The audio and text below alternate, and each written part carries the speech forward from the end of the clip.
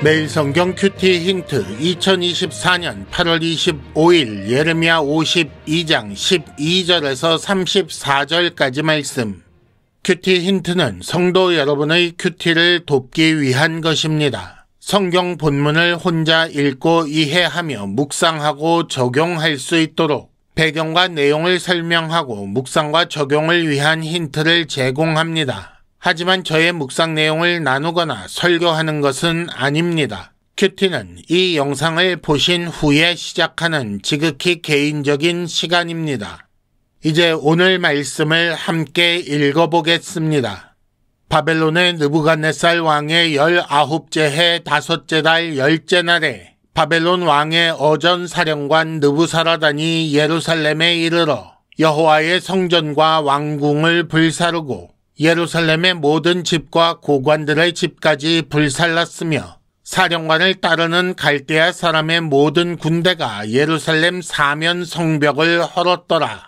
사령관 느부사라단이 백성 중 가난한 자와 성중에 남아있는 백성과 바벨론 왕에게 항복한 자와 무리에 남은 자를 사로잡아 갔고 가난한 백성은 남겨두어 포도원을 관리하는 자와 농부가 되게 하였더라. 갈대아 사람은 또 여호와의 성전의 두 놋기둥과 받침들과 여호와의 성전의 놋대야를 깨뜨려 그 놋을 바벨론으로 가져갔고 가마들과 부삽들과 부집게들과 주발들과 숟가락들과 섬길 때에 쓰는 모든 놋그릇을 다 가져갔고 사령관은 잔들과 화로들과 주발들과 솥들과 촛대들과 숟가락들과 바리들 곧 금으로 만든 물건의 금과 은으로 만든 물건의 은을 가져갔더라. 솔로몬 왕이 여호와의 성전을 위하여 만든 두 기둥과 한 바다와 그 받침 아래에 있는 12놋소 곧 이 모든 기구의 놋 무게는 헤아릴 수 없었더라.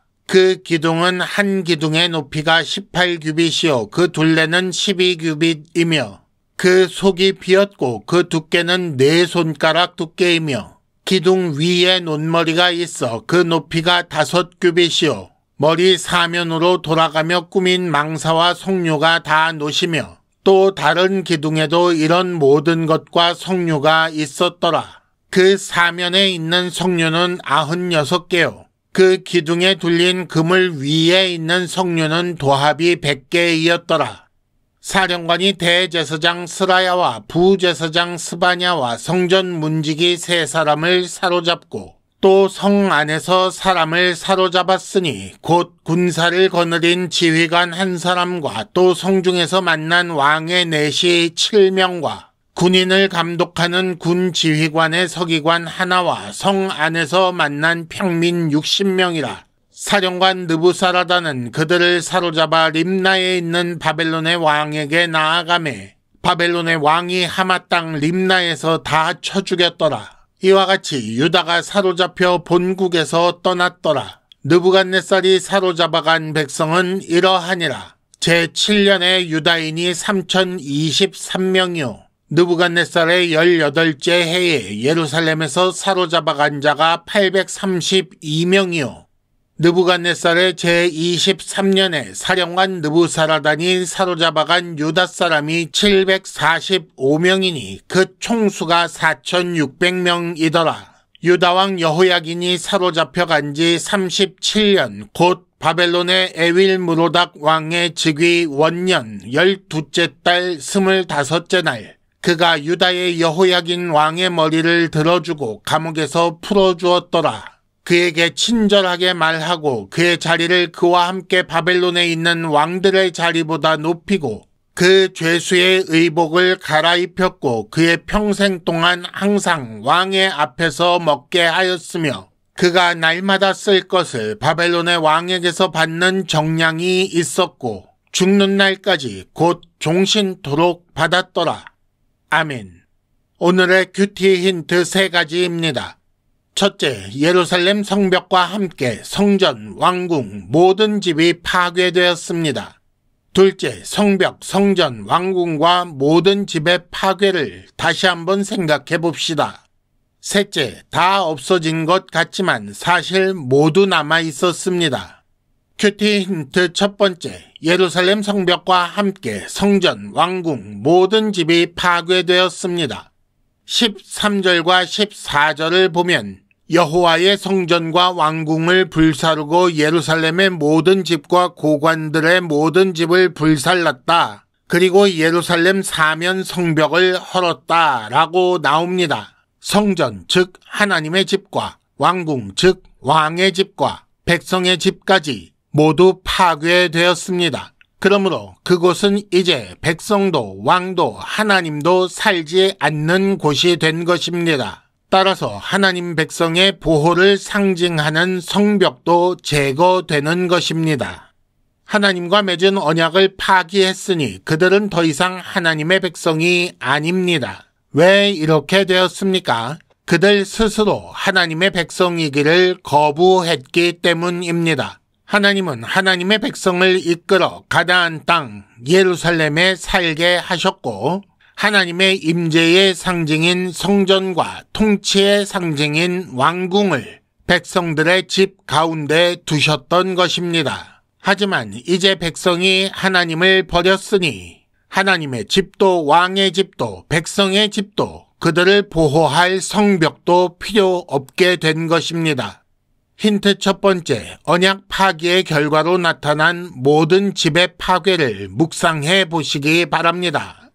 큐티 힌트 두 번째, 성벽, 성전, 왕궁과 모든 집의 파괴를 다시 한번 생각해 봅시다.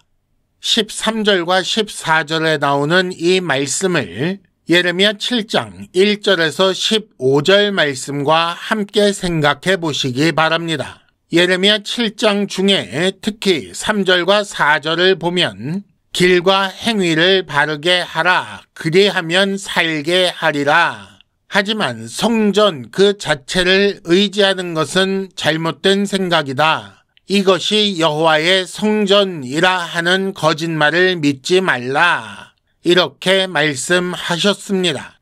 사람들은 눈에 보이는 성벽이 자기들을 보호할 것이라고 생각하는 것처럼 하나님의 성전이 자기들 가운데 있다는 이유로 신의 가호를 믿은 것입니다. 하지만 하나님은 그것이 거짓말이라고 분명히 말씀하셨지요.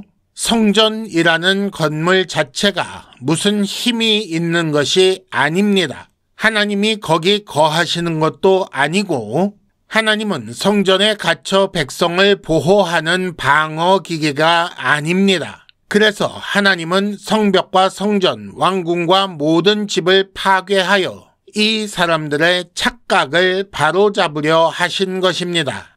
힌트 두 번째, 예배당 건물 십자가 모형 혹은 어떤 신앙의 행위 이런 것들을 의지하는 것은 아닙니까? 큐티 힌트 세 번째, 다 없어진 것 같지만 사실 모두 남아 있었습니다. 31절에 보면 바벨론에 끌려간 유다왕 여호야긴이 잡혀간 지 37년 만에 풀려나는 소식이 기록되어 있습니다. 성전은 파괴되었으나 하나님은 살아계시고 왕궁은 파괴되었으나 왕은 살아 있었으며 모든 집이 불타고 성벽은 파괴되었으나 백성은 바벨론에 남아 있었습니다.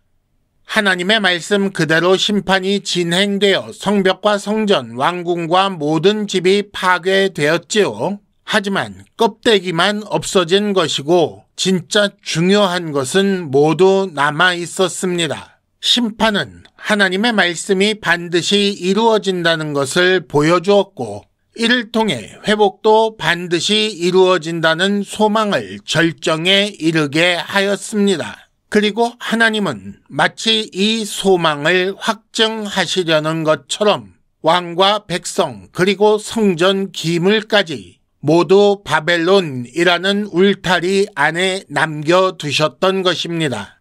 힌트 세 번째, 책망과 징계의 시간에 탄식과 회개로 반응하는 동시에 소망을 잃지 마십시오. 이상으로 2024년 8월 25일 매일성경 큐티 힌트를 마칩니다. 여러분 큐티를 통해 은혜 많이 받으시기를 바랍니다.